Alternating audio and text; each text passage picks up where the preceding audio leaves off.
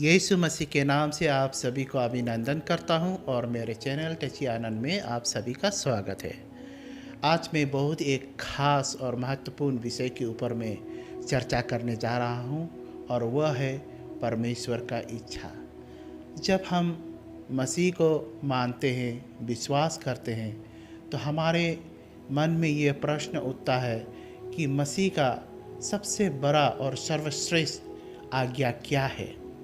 और बहुत सारे लोग मुझे भी पूछता है, सर बाइबल में सबसे बड़ा कमांडमेंट क्या है और प्रभु यीशु का सबसे बड़ा आज्ञा क्या है। तो इसको जानने से पहले हमें समझना है कि परमेश्वर का आज्ञा का पालन करना हमारा कर्तव्य है। और अगर हम परमेश्वर का आज्ञा को हम पालन नहीं करेगा, अगर हम परमेश्वर की इच्छा को अगर हम नहीं जानेगा, तो हम परमेश्वर के पास कैसा जा सकेगा। इसीलिए बाइबल में प्रभु यीशु ने कहा है, गॉस्पेल मैथ्यू चैप्टर 7 वर्स 21, 22 और 23 में, वहाँ में इस प्रकार से लिखा है, हर कोई जो मुझे प्रभु प्रभु करके पुकारता है वह सभी लोग स्वर्ग राज में प्रवेश करेगा, ऐसा नहीं है। लेकिन जो पिता का इच्छा को मानता है, मेरा पिता का इच्छा को जो मानता है और आज्ञा का पालन करता है, वही स्वर्ग में जाएगा। अंत के दिन में कहेगा, प्रभु आपके नाम से मैंने शैतान खदेड़ा था, प्रभु आपके नाम से मैंने भविष्यवाणी की थी, प्रभु आपके नाम से मैंने चंगाई की थी। लेकिन प्रभु कहेगा कि तुम कौन हो, मैं तुम्हें नहीं पहचानता हूँ, दुष्ट, अंधकार में चला जाओ। आजकल दुनिया में देखने से, कलीसिया में देखने से बहुत सारे अद्भुत चिन्ह चमत्कार हमें देखने को मिलता है और लोग वही भागता है और लोग उसी को ही चाहता है।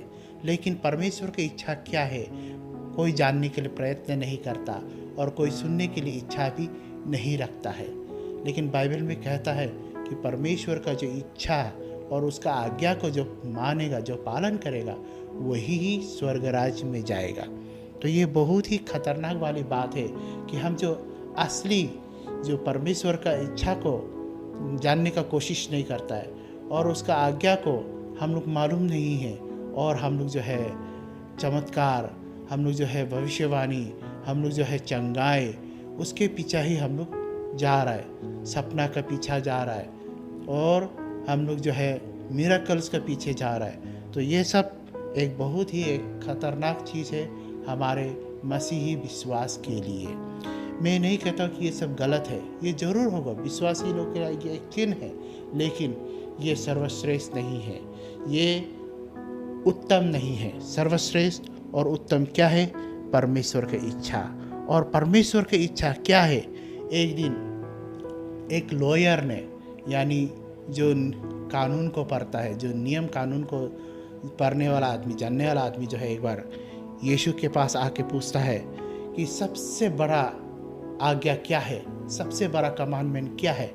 तो प्रभु यीशु उत्तर में जवाब देता है, gospel Matthew chapter 22 versus 36 to 40 में पढ़ने से मिलेगा, तुम्हारा परमेश्वर को तुम अपने पूरे हृदय से, पूरे आत्मा से और पूरे मन से प्रेम करो, और यही जो है पहला सर्वश्रेष्ठ आज्ञा है।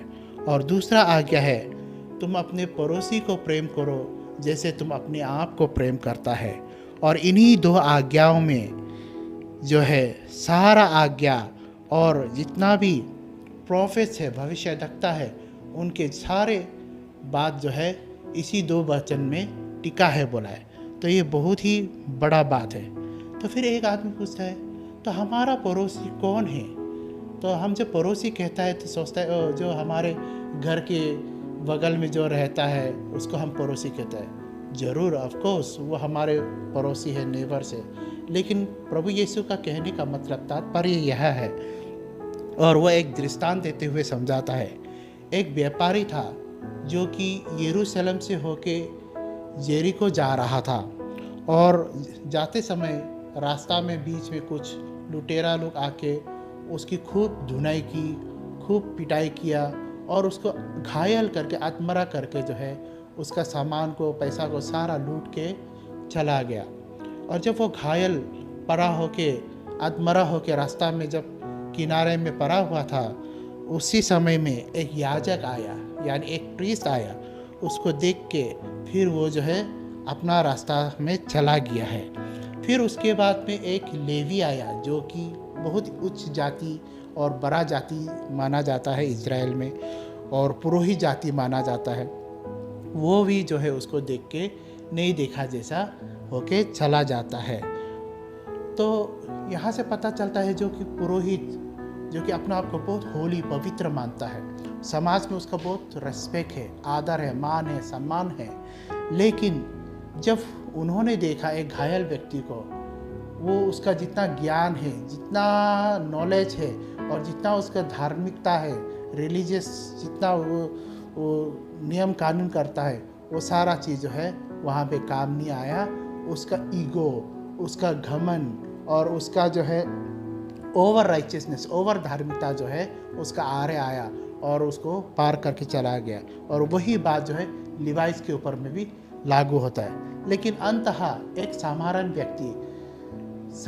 व्यक्ति जो कि सामरिथन है जाति से, और इज़राइल में सामरिथन जाति बहुत ही नीचा जाति माना जाता था, लेकिन वो समाज में ज़रूर नीचा जाति था, समाज में वो रिजेक्टेड व्यक्ति था, लेकिन दिल से वो बहुत बड़ा था। और उन्होंने उस व्यक्ति को देखा जो घायल था, उसको मरहम पट्टी की दवाई दिया और उसको उठा के जो है एक अच्छा कमरा में ले गया, और वहाँ में जो देखभाल करने वाला व्यक्ति को कुछ पैसा दिया और कहा कि उसका देखभाल करो जब तक ये ठीक ना हो जाए, और जितना पड़ता है खर्चा कीजिएगा, वापस आके मैं आपको फिर दे दूंगा। तो ये कह के चला जाता है। तो प्रभु यीशु पूछता है, तो आप बताइएगा उस घायल व्यक्ति का पड़ोसी कौन था? तो जवाब में देता है, जिन्होंने उस घायल व्यक्ति का सेवा किया वही उसका पड़ोसी है।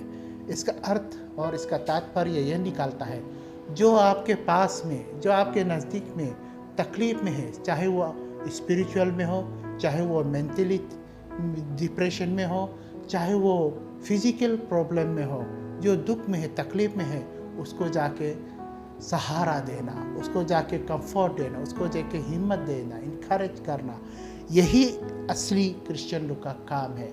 और उसको प्रेम करना, जैसा लोग अपने आप को प्रेम करता है, कोई भी अपने आप को घृणा नहीं करता है, ठीक उसी प्रकार हम दूसरों को प्रेम करना चाहिए जैसा हम अपने आप को प्रेम करता है। एक छोटा सा कहानी, एक बार क्या हुआ, एक चर्च था और उस चर्च का बहुत अच्छा एक विश्वासी जो है गुजर जाता है। बहुत लोग जो है दुख करता है, विलाप करता है।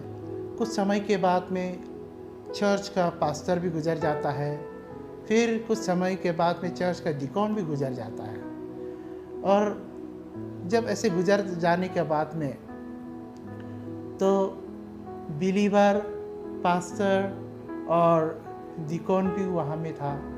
तो एक बार क्या हो गया, बिलीवर जो है डिकॉन को मिलता है नरक में। अरे डिकॉन सर, आप यहाँ में नरक में क्या कर रहे हैं? मुझे विश्वास नहीं हो रहा है कि आपको हम नरक में दिखाई दे रहा है। तो डिकॉन कहता है, चुप रहो, धीरे बोलो, बगल में हमारे चर्च के पास्टर भी बैठा है। मतलब क्या है, वह लोग संसार में रहते समय में सारा अपना चर्च का काम किया, अपना ऑर्गेनाइजेशन का काम किया, फास्टिंग, प्रार्थना, जितना रिलीजियस रिचुअल सेरेमनी जो धर्म का काम था सब किया, लेकिन परमेश्वर की इच्छा को नहीं किया। परमेश्वर का ये जो 2 आज्ञा है उसको पालन करने में फेल हो गया, इसलिए वो लोग नरक चला गया। इस कहानी से हमें ये सबक सीखने को मिलता है कि हमें परमेश्वर की इच्छा को पूरा करना चाहिए। प्रभु आप सभी को आशीष करे इस वचन के द्वारा, और मैं प्रार्थना करता हूँ कि प्रभु आपको एक नया दिल और नया सोच दिमाग दे, ताकि आप परमेश्वर को अपने पूरे दिल के साथ में, पूरे आत्मा के साथ में, पूरे मन के साथ में प्रेम कर सके, और अपने लोगों को, दूसरे लोगों को, आप अपने शरीर को, अपने आप को जैसा प्रेम करता है वैसा प्रेम कर सकने के लिए, ताकि लोग प्रभु यीशु का प्रेम आपके द्वारा देख सके। प्रभु का आशीष आप सभी के ऊपर रहे। धन्यवाद। Praise the Lord. आमीन।